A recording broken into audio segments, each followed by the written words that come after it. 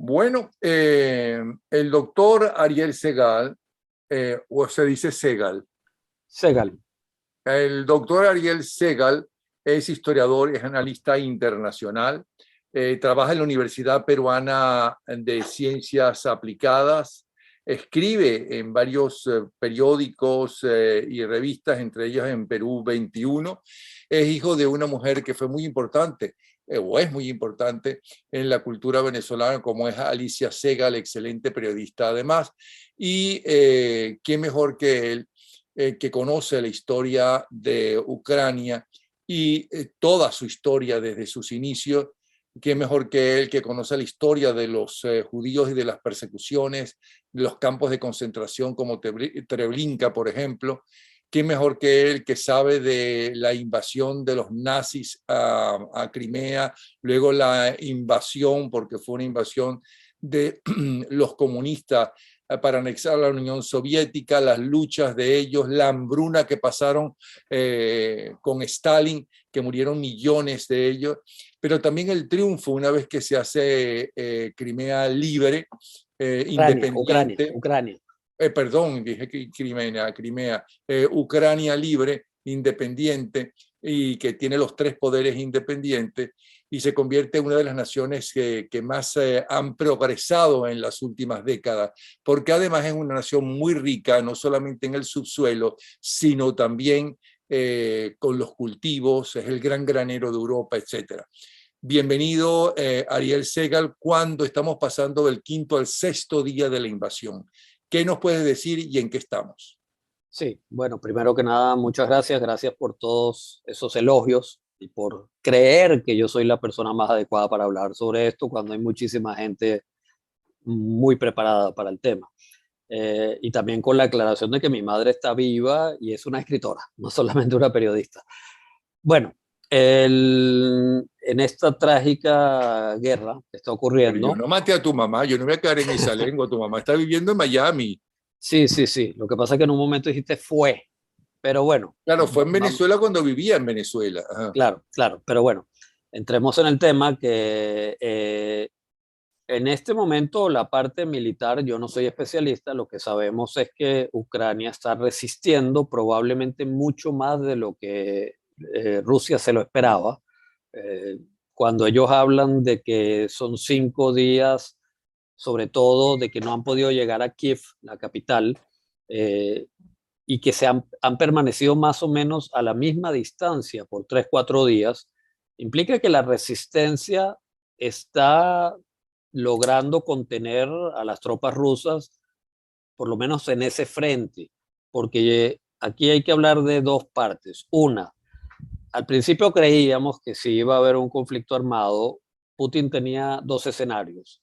El que la mayoría de los que tocamos este tema pensábamos como el más probable, era que entrara en la zona donde está la mayoría de población rusa de Ucrania, es decir, en la zona fronteriza, la llamada región del Donbass, que consiste en dos provincias que ciertamente, étnica y lingüísticamente, en su mayoría habitan rusos y no ucranianos. Eso Pero es después verdad. que mataron a los ucranianos de hambre, ¿no? No necesariamente, no necesariamente. Es por un tema de, aquí tenemos que irnos al año 91 cuando Yeltsin firma junto al presidente en ese entonces de Ucrania y al presidente de Bielorrusia la separación y disolución de la Unión Soviética. Y ellos son los que fijan esas fronteras. Si Yeltsin hubiese luchado más para que esas zonas fueran parte de Rusia, quizás hoy en día este conflicto no existiría, porque desde un punto de vista poblacional hubiese sido lógico que esa región perteneciera a la Federación Rusa. Ahora, aquí la ironía que tenemos es que Putin, que fue un hombre que tomó el poder porque el mismo Yeltsin lo eligió, tenemos que recordar eso, en el año 2000, y Putin gobernó 2 años sin ser electo, completando el periodo de Putin. Es ese señor Putin el que no reconoce el acuerdo que hicieron Bielorrusia, Rusia y Ucrania donde se establecieron las fronteras actuales. Y ahora viene con una serie de tergiversaciones históricas, con una serie de acusaciones falsas de que hay un genocidio que están haciéndole a los rusos en Ucrania, haciendo blasfemia de que este es un gobierno neonazi. Mucha gente no sabe que Zelensky es judío de padre y madre, entonces ¿cómo va a ser un gobierno nazi, como dice Putin? Y entonces, en todo este contexto, es cierto que habiendo mucha población en esa zona llamada el Donbass rusa, puede haber un legítimo reclamo que se hubiese resuelto mejor con un referéndum hecho dentro de Ucrania, que quizás hubiera resultado en una autonomía mayor para esa región. Aquí lo que ocurrió es que en el año 2014, tenemos que recordar que hubo un presidente prorruso, Yanukovych, y que él iba a anunciar un acuerdo de libre comercio con la Unión Europea, y a último minuto se echa para atrás. Obviamente los ucranianos entendieron que ese fue Putin, que le dio la orden de que eso no va. Y ahí hubo lo que se llamó el Euromaidán, que fue el alzamiento de decenas de miles de ucranianos durante semanas contra ese gobierno. Ese gobierno cae. Yanukovych se exilia en Rusia, y ahí es donde Putin invade Crimea en el año 2014, una península que está al sur de Ucrania.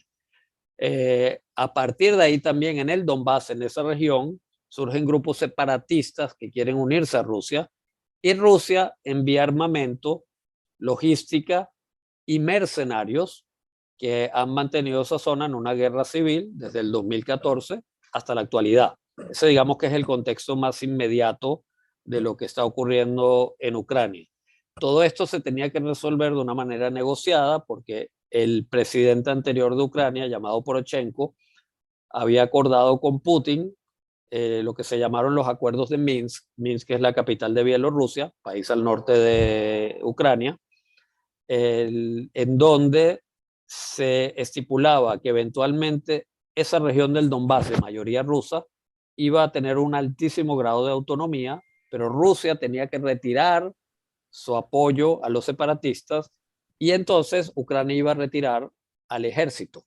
Y de esa manera se iba a pacificar y se iba políticamente a resolver el conflicto. Yo no quiero aquí caer en subjetividad, y por lo tanto yo creo que fue culpabilidad de ambos gobiernos, de que ninguno hizo lo que tenía que hacer para que los acuerdos de Minsk terminaran de solucionar el conflicto en esa región. El hecho es que Putin decide justamente este año que es el momento de dar el zarpazo, y reconoce a las dos provincias de esa región, una llamada Donetsk, otra llamada Lugansk, como repúblicas independientes.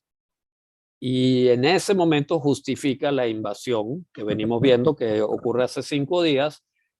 Y el primer escenario que todos veíamos como más probable, los conocemos esta historia, era que la invasión solo iba a ser en esa región, no en toda Ucrania. Pero Putin se fue por el segundo escenario, que era el más violento, el más agresivo, que es una invasión total de Ucrania por todos los frentes, por el Mar Negro desde el sur, entrando hacia el sur de Ucrania, por Bielorrusia, cuyo presidente es aliado de Putin, es un dictador que hace elecciones y las gana siempre por muchísimos votos, conocemos eso muy bien. Ese dictador, por cierto, se llama Lukashenko, y creo, Napoleón, que no está de más contar, que junto al expresidente de Irán, que era muy agresivo, Ahmadinejad, son los dos únicos visitantes que no fueron latinoamericanos que estuvieron uno junto al otro al lado del féretro de Hugo Chávez cuando falleció el innombrable comandante venezolano. Entonces, este es Lukashenko, que tiene una estrecha relación hasta el día de hoy con Maduro, y le ha cedido territorio para que las tropas rusas también entren por ahí, desde el norte. Y también han entrado en la frontera ucraniana rusa, donde está el territorio de Donbass. Entonces la pregunta es, ¿por qué Putin invade toda Ucrania y no se limitó a esa región? Si el tema era, entre comillas, liberar esas dos provincias y reconocerlas como Estado. Respuesta, o quiere tomarse toda Ucrania e incorporarla a Rusia, o dos, que tiene más sentido, más lógica, que quiere poner un gobierno títere para que eventualmente el futuro gobierno de Ucrania sea absolutamente leal y servil a Rusia, a sus intereses. Aquí yo quiero mostrar mapas que pueden permitir que quienes nos están viendo puedan entender mejor de qué estoy hablando. Esta es la región, el Donetsk y Lugansk son las dos regiones del Donbass. Es la zona de mayoría rusa y es la zona que Putin reconoció estas dos provincias como repúblicas independientes. Esa es la zona que estaba en guerra civil desde el año 2014. Crimea es esta península en el sur de Ucrania, que da al Mar Negro, y es la que Putin invadió en el 2014. Pero como vemos, todas las flechas rojas indican que la invasión rusa no se limita solamente a la zona de las repúblicas que quiere crear ahí independientes y obviamente títeres de Rusia en el este de Ucrania. Entonces, como vemos muy bien en esta flecha, que indica más o menos de hace 2 días cómo estaba la situación de la guerra, en qué ciudades se están aproximando y en qué regiones se están aproximando las tropas rusas dentro del territorio ucraniano, es una invasión total, lo cual hace que a Putin se le vea en su verdadera naturaleza imperialista, eh, rusa, y si se quiere, hay que recordar, él fue jefe de los servicios secretos y represivos de la Unión Soviética, la KGB, por lo tanto, hay que recordar que su corazoncito soviético expansionista también está en esta historia. Ahora, ¿por qué no se formó todo este escándalo cuando invadió Crimea? Se formó escándalo. Tenemos que recordar que en la época que Putin invade Crimea, eh, él no hay sanciones Sí, de bueno, los le países dieron unas sanciones y occidentales. demás, pero jamás todo lo que ha sucedido ahora. Prácticamente el mundo entero y hasta Suiza, ¿no? Se enfrentaron a ellos y Turquía acaba de cerrar cualquier paso de cualquier convoy militar o lo que fuera, o barco por el Mar Negro, con lo cual impide, es un grave problema también para Rusia. Sí, claro, pero digamos que lo de Crimea, en el fondo, primero la Unión Europea y la OTAN no estaban tan convencidas en ese momento, quizás no estaban tan preparadas a una invasión. Fue una cosa más sorpresiva que todo lo que hemos visto en estas semanas. Hay que recordar que las tropas soviéticas vienen rodeando a Ucrania desde diciembre. Entonces, esto es crónica de una guerra anunciada. El caso de Crimea fue diferente porque fue una guerra veloz, embarcaciones, nadie se lo esperaba, tomó de sorpresa la OTAN, tomó de sorpresa la Unión Europea, hicieron unas cuantas sanciones simbólicas y ahí se mantuvo pensando, bueno, Putin ya se va a quedar tranquilo. Tomó ese lugar y las sanciones se mantuvieron hasta el día de hoy a Rusia. Entonces, la posición de Occidente era, estamos mostrando algo de fuerza, pero no nos tenemos que involucrar tanto en lo que está pasando en Ucrania. Lo que pasa es que cuando Zelensky llega al poder, Zelensky sí es una persona que realmente quería meter a Ucrania en la Unión Europea y realmente quiere meter a Ucrania en la OTAN. Entonces, Occidente ya empieza a tomarse más en serio esa posibilidad. Pero por los acuerdos, entre otros, habla mucho, inclusive en las Naciones Unidas, hoy el representante ruso habla de los acuerdos de Minsk y responsabiliza a Occidente, a todo Occidente, a la Unión Europea y a los Estados Unidos, de ellos haber violado los acuerdos y a los rusos no les ha quedado más remedio que esa invasión. Puede entrar en la OTAN Ucrania y puede entrar en la OTAN, y ya inclusive hasta Finlandia dijo que sí estaba interesada en entrar en la OTAN, con lo cual significa que van a rodear A Rusia. a Rusia y que eso también rompe los acuerdos de Yalta. Bueno, Vamos primero a explicar, por si acaso alguno de los que nos está viendo no lo sabe, la OTAN es la organización militar del Tratado Atlántico Norte que se hizo en el año 49, en la época de la Guerra Fría, para contener la expansión del comunismo soviético, básicamente, y en Europa. Hay que recordar que hubo un bloque comunista, títere de la Unión Soviética, países como Polonia, la ex Checoslovaquia, Hungría, etcétera, y prácticamente que la mayoría de los países de Europa Central y Europa Occidental eran miembros de la OTAN junto a Estados Unidos y Canadá. Cuando se acaba la Unión Soviética, cuando cae, colapsa la Unión Soviética en el año 91, Gorbachev, previo a eso, en el año 90, estuvo invitado a una reunión en Berlín tras la caída del comunismo en Alemania, y cuando se va a dar la reunificación de ese país. Tenemos que recordar que había una Alemania occidental y una Alemania oriental comunista.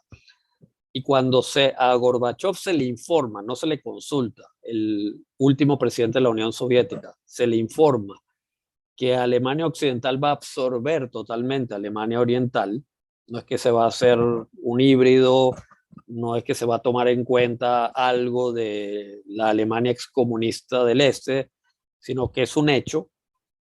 Gorbachev pide como exigencia por lo menos una cosa, para volver a la Unión Soviética y no venir con las manos vacías políticamente como derrotado. Y él lo que exige es que la OTAN no pasa de Alemania a partir de ahí, de esa Alemania reunificada. O sea, que le hagan una promesa formal de que la OTAN no se va a expandir más allá de Alemania. Y se la hacen. Hay un documento que fue descalificado, creo que se dice, en Washington, que lo hacen generalmente documentos secretos, muchos Desclasificado. Ajá. desclasificado, perdón, gracias, desclasificado, muchos años después del entonces secretario de Estado James Baker, de Bush padre, con el canciller de Gorbachev en esa época, Shevardnadze, que está estipulado eso, de que la OTAN no se va a expandir más allá de Alemania. Y hay que reconocer que la OTAN no cumplió con eso. ¿Ok? Y la primera expansión de la OTAN se da en el año 1999 con Clinton. Ok, perdón, pero no cumplió alegando que ya eso se hizo un acuerdo con el presidente de la Unión Soviética a y que eso la voy. Unión Soviética no existe. A eso voy. Entonces, justamente cuando en el año 99, con Clinton, se expande primero con 3 países, la República Checa, ya separado Checoslovaquia y Eslovaquia, la República Checa, Hungría y Polonia. Yeltsin, no era Putin todavía, pone el grito en el cielo y dice, ¿qué pasó acá? Hicimos un acuerdo. Y luego, cuando sigue la expansión, en la época de Bush hijo, Putin lo dice claramente, y hay que ser objetivos en esto, que ustedes habían prometido a Gorbachev que no se expandían más allá de la Unión Soviética. ¿Cuál fue la respuesta del presidente de la OTAN en ese momento públicamente a Putin? El acuerdo fue con la Unión Soviética. La Unión Soviética ya no existe, así que ese acuerdo ya no es válido. Entonces, sí, hay que reconocer que se acorraló a Rusia. Hay que reconocer que desde un punto de vista ruso, no solo de Putin, haber expandido a la OTAN hacia países fronterizos con Rusia, como Polonia, hacia 3 exrepúblicas de la Unión Soviética, como Lituania, Letonia, Estonia, muy pequeñas, pero habían pertenecido a la Unión Soviética y tienen frontera con Rusia. Obviamente eso tenía que causar eventualmente un malestar a los rusos como población y al gobierno de turno que viniera en el futuro, en este caso el de Putin, porque Putin gobierna desde el 2000, y que hay una responsabilidad, hay una política errada, si queremos llamarlo así, de varios gobiernos occidentales a lo largo de más de 20 años, que han sido un factor que ha generado este conflicto. No podemos negar esa parte. ¿Ok? Una vez Sí, pero dicho todas esas eso, repúblicas que ya son independientes y otras, como por ejemplo Finlandia, por citarte una, de ellas que fue invadida por los La Unión rusos Soviética, sí. en su momento, son repúblicas totalmente independientes y tienen el derecho de pedir entrar o no a la OTAN. O sea, no Estamos pueden claros. decidir por ello en acuerdos históricos con una nación que ya no existe. Sí, hay una, digamos, es obvio y desde un punto de vista eh, mm, tal como tú lo dices, objetivo, cada nación que es independiente y soberana tiene derecho a pertenecer al bloque que desee, comercial, económico, militar. Y si Lituania, Letonia, Estonia, Polonia, Hungría, etcétera, decidieron ser miembros de la OTAN, tenían su derecho. ¿Okay? Ya no existe la Unión Soviética y cumplieron con los requisitos, que básicamente son requisitos mínimos económicos y sobre todo de índice de democracia para pertenecer a la OTAN. Pero hay un lado que no tiene que ver con el derecho o no a pertenecer a una organización. Hay un lado de prevenir conflictos que gobiernos tienen que tomar en cuenta a mediano y largo plazo. Cuando Clinton anuncia la primera expansión de la OTAN, hubo muchos periodistas, especialistas en temas rusos y exsoviéticos, hubo muchos funcionarios o exfuncionarios de administraciones anteriores en Estados Unidos que advirtieron que eso iba a ser muy peligroso, que eso podía hacer sentir a los rusos acorralados y que eventualmente podía venir un líder, podía llegar al poder un líder en Rusia que fuese guerrerista, que fuese imperialista y que se aprovechara de eso para de nuevo que se genere una nueva guerra fría. Un Y no se poco lo que equivocaron. sucedió con Hitler y los alemanes, Correcto. y los acuerdos El Tratado de Versalles, realmente abusivos de después de los la primera, franceses con los alemanes cuando pierde la Alemania la Primera Guerra Mundial, ¿no? sí, de Reino Unido, Francia Sí. y las condiciones draconianas que le pusieron a la Alemania post Primera Guerra Mundial, que todos los historiadores expertos en eso coinciden que es la semilla de lo que va a venir después de la Segunda Guerra Mundial. Entonces muchos dicen que también esto de la OTAN tiene mucho que ver con lo que está ocurriendo ahora, más allá del derecho o no que tiene cada país de decidir ser miembro de esa organización, pero también hay que ser inteligentes en geopolítica. Y para algo está la experiencia histórica y para eso hay que saber cómo, por ejemplo, lo que tú acabas de decir, qué pasó en el Acuerdo de Versalles 1918 que condujo al ascenso del nazismo al poder en Alemania, etcétera. Bueno, había que hacer un cálculo que Rusia, un país que nunca fue una democracia, podía llegar a Y tener que un nunca dictador. realmente se interesó en la economía, sino sobre todo en el expansionismo. Y en el Correcto. caso ya de los gobiernos dictatoriales comunistas, porque ellos siempre han tenido gobiernos dictatoriales casi siempre, son muy pequeños los periodos, Sí, y no son pero también dictaduras importante, horribles. más allá de la época del comunismo, hay que recordar que Rusia desde el siglo Y XVII bueno, ha los sido un zares, todo imperio, ello. ha sido imperio, con Ok, diferentes zares. pero uno siente que estas nuevas, estas excolonias de la Unión de Rusia, que formaron la Unión Soviética, son más actuales, están como más interesadas en lo que realmente es lo que funciona en el mundo, que es el comercio y no el expansionismo, no tener territorios como sucedía con los monarcas, etcétera, que el territorio era fundamental. Ahora fundamental es el libre comercio, que tú puedas ejercer y comerciar con el mundo, que pueda ser competitivo. Y evidentemente en ese sentido Rusia está muy por debajo hasta de la China, que ha crecido enormemente en el comercio y se interesa realmente por llegar a acuerdos comerciales con Occidente.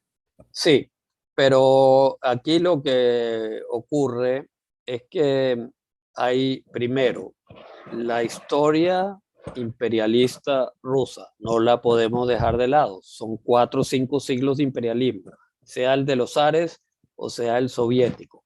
algo queda en la mentalidad rusa. No quiero hablar de todo el pueblo ruso, pero sobre todo de los líderes, la cúpula militar, cúpulas políticas. Casi todos los políticos de hoy son excomunistas. No ha venido una generación de relevo. Ya dije, Hay que Putin decir era... que Putin, que el Partido Comunista Ruso, que es minoría en Rusia ahora, no está de acuerdo con Putin. Correcto, correcto. Pero Putin no es del Partido Comunista, pero en el discurso donde él justifica, en el cual él justifica la invasión a Ucrania, un discurso de una hora, hablando de historia, hablando contra la OTAN, diciendo una serie de falsedades y tergiversando la historia de una manera que vale la pena escuchar, ver el discurso completo porque es una gran obra para hacer una deconstrucción de ese discurso. Él, una de las primeras cosas que dice es, Ucrania nunca ha existido como un país soberano, es parte de Rusia, comparte nuestros valores, nuestra cultura, nuestro lenguaje, cosa que es cierto, pero también, bueno, basado en eso, Ucrania podría absorber a Rusia, si nos basamos también en eso, ¿no? Y luego dice, en realidad la Ucrania moderna surge en el año 1922, creada por los comunistas bolcheviques y Vladimir Lenin, ¿no? Y ahí, bueno, a partir de ahí empieza a decir una serie de falsedades y medias verdades, medias mentiras, que es un mensaje obviamente dirigido a los rusos para que lo apoyen en su guerra. Y es un mensaje también para justificar por qué se mete contra una nación que él considera que no debería existir, porque no reconoce su soberanía. Porque a mí ese discurso me parece muy importante. Primero, porque cuando nos preguntamos cuánto hay de la argumentación que da Putin de esta invasión por el tema de la OTAN, cuando él nos va y nos dice que Ucrania no tiene derecho a existir porque nunca fue un Estado soberano, nos está diciendo la verdad, la verdadera razón por la cual él piensa que tiene que agarrarse Ucrania. No es por la OTAN, es porque para él Ucrania es parte de Rusia, punto. Lo dice a la entrada de ese discurso. Es una nación falsa, es una nación que no debería existir. Entonces, en esta pregunta de cuánto es por la OTAN y cuánto no, ahí se le sale a Putin su verdadera esencia, que es el tema del imperialismo. Y hay que defender a los pobres poblaciones rusas que están siendo masacradas y hay un genocidio contra ellos en el Donbass. Falso. No se ha podido demostrar que los ucranianos están matando sistemáticamente o masacrando sistemáticamente a la población culturalmente rusa en esas regiones. Ok, ok. Eso nos está yendo el tiempo. Es interesantísimo todo lo que estás diciendo. Ahora, da la impresión, volviendo al presente y estos primeros 5 días, estamos entrando en el sexto, de la invasión que fue el pasado jueves, da la impresión que la resistencia es mucho mayor de la que pensaba Putin, que él se equivocó, Correcto. que se equivocó también con el presidente de Ucrania y su valor, y su gran valor, y su apoyo, el apoyo popular que él tiene. Y por otro lado, da la impresión que se equivocó en la reacción de la Unión Europea e incluso en la reacción de China. Correcto. Estoy totalmente de acuerdo contigo. Mira, primero, hoy, en el momento que me entrevistas, hace unas horas ocurrió la famosa reunión de un intento de negociación en la frontera de Bielorrusia con Ucrania, entre delegaciones de Ucrania y de Rusia, que por el momento lo único que dijeron es que se van a volver a reunir, pero que no llegaron a nada, cosa que era de esperar. Pero el hecho de que Rusia se preste a una negociación con toda la superioridad militar que tiene, denota algo. Y es que los planes originales que ellos tenían y cómo pensaba Putin y la cúpula militar rusa, cómo iba a avanzar la guerra, no les está saliendo como ellos lo calcularon. Porque si no, ¿para qué van a negociar? Si estuviesen a punto de tumbarse al gobierno de Ucrania, o conquistar buena Y parte por del otro lado, territorio. ¿tú no sientes que la reacción tan fuerte de los países europeos y de buena parte del mundo, de casi todo el mundo, hoy de todo el mundo libre, es no solamente por el expansionismo de Putin, sino por el expansionismo chino con Taiwán, como para decirle a los chinos, no, si estamos dispuestos a pelear la independencia, ¿no? Y meternos en ese lío? La verdad que no. La verdad que yo no pienso que si en el caso de China con Taiwán, el mundo no se metería con China como lo está haciendo con Rusia. China es mucho más grandes ligas que Rusia, no solo desde el punto de vista militar, desde el punto de vista comercial, desde el punto de vista económico. El mundo libre no se puede dar el lujo de poner sanciones a China como le están poniendo a Rusia, que ya van los países europeos, Estados Unidos, Canadá, van a pagar un precio también por esas sanciones, porque hay mucho intercambio, hay mucha también interdependencia de lo que viene de Rusia, sobre todo el gas y el petróleo en Europa. El aumento de la gasolina ya existe y va a subir. El aumento de los precios del gas existe y va a haber escasez de gas de alguna manera en Europa, porque ellos son muy dependientes del gas ruso. Sin Alemania, embargo, ¿tú crees que los países occidentales, en caso de que China, que es mucho más inteligente en sus relaciones internacionales, obviamente, y mucho más diplomático, pero también mucho más taimado, el tiempo para ellos es mucho más lento, saben esperar el momento sí, oportuno, etcétera, no le están diciendo que, bueno, un momentico, sanciones va a haber, reacciones va a haber? ¿O tú crees que no va a haber reacciones si China se apoderó de Taiwán? Y si ellos lo sienten, ¿por qué no se han apoderado ya? primero las reacciones van a ser al nivel más parecido al 2014 Crimea, mi opinión, que al 2022 lo que está pasando en territorio ucraniano. Ucrania es las puertas de Europa, no es bien lejos allá en el Pacífico, no es lo mismo que Taiwán. ¿Okay? Más allá de que Taiwán sea un aliado democrático, capitalista, una potencia comercial, etcétera, pero esto es a las puertas de Europa.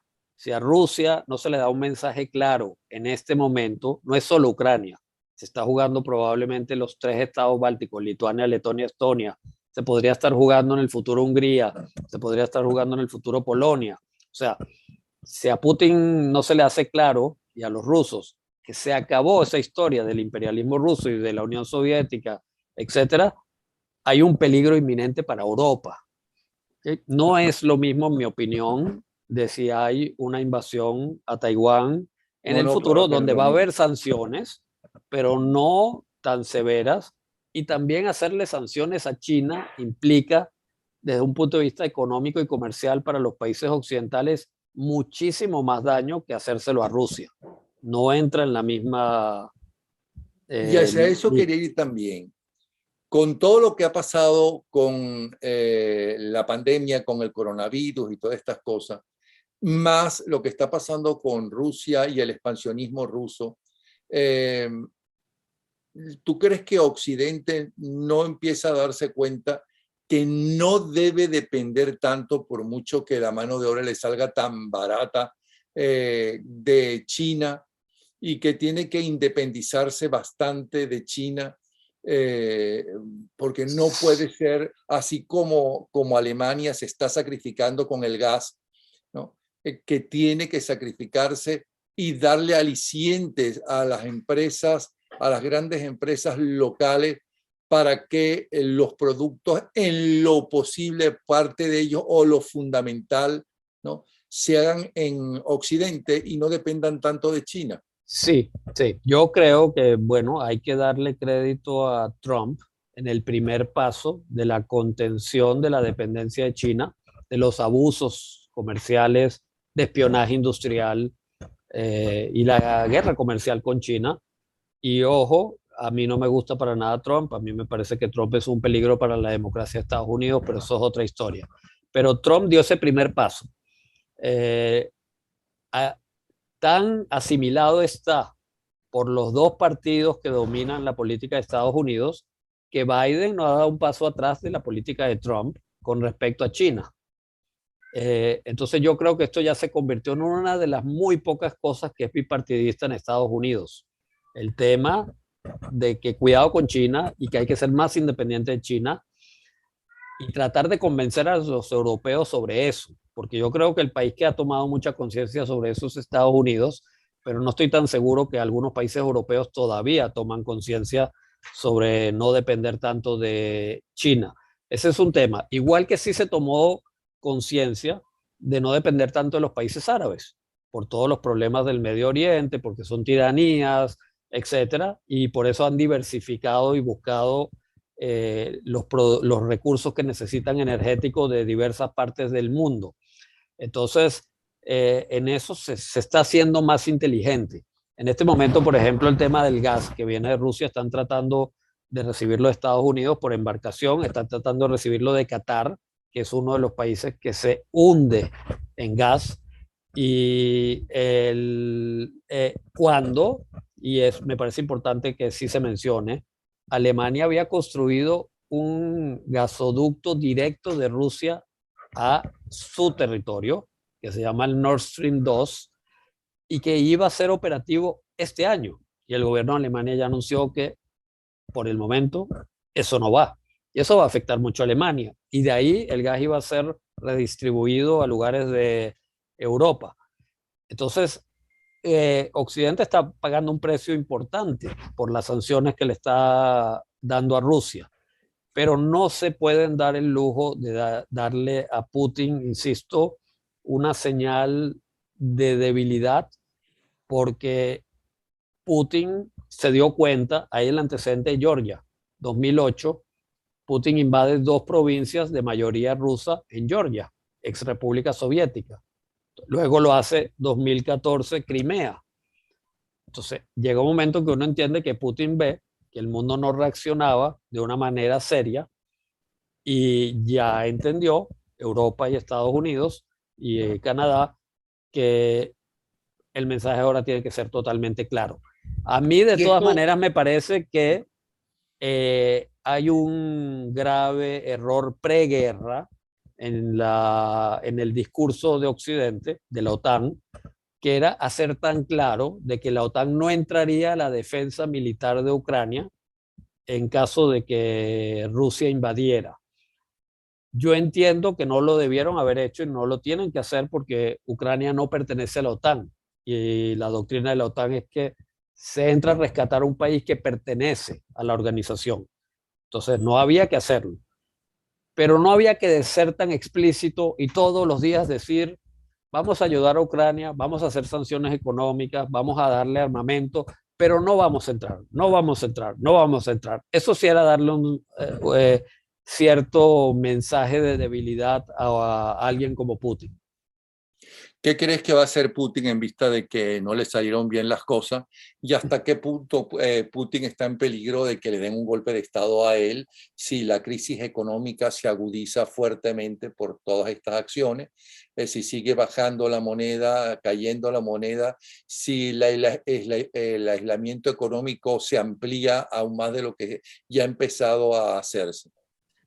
Bueno, los analistas internacionales no somos adivinos, no somos profetas, pero igual voy a entrar en escenarios.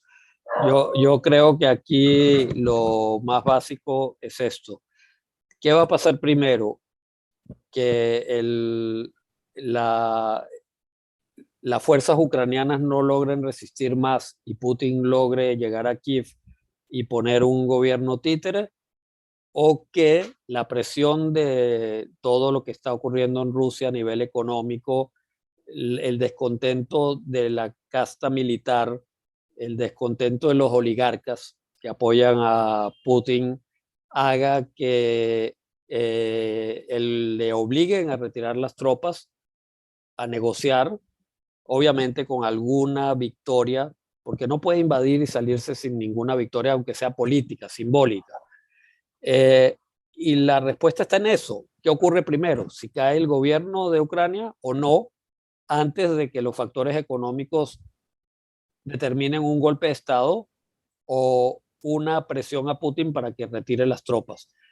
Y eso es lo que va a determinar el resultado final de esta historia. Por eso es que yo creo que Occidente, al notar el coraje de las fuerzas de resistencia ucranianas, al notar el coraje, como bien tú lo dijiste, del presidente Zelensky, que nadie se esperaba que iba a dar la talla y se ha convertido en un verdadero estadista, y reconocer que hay que recordar que era un comediante, ¿ok?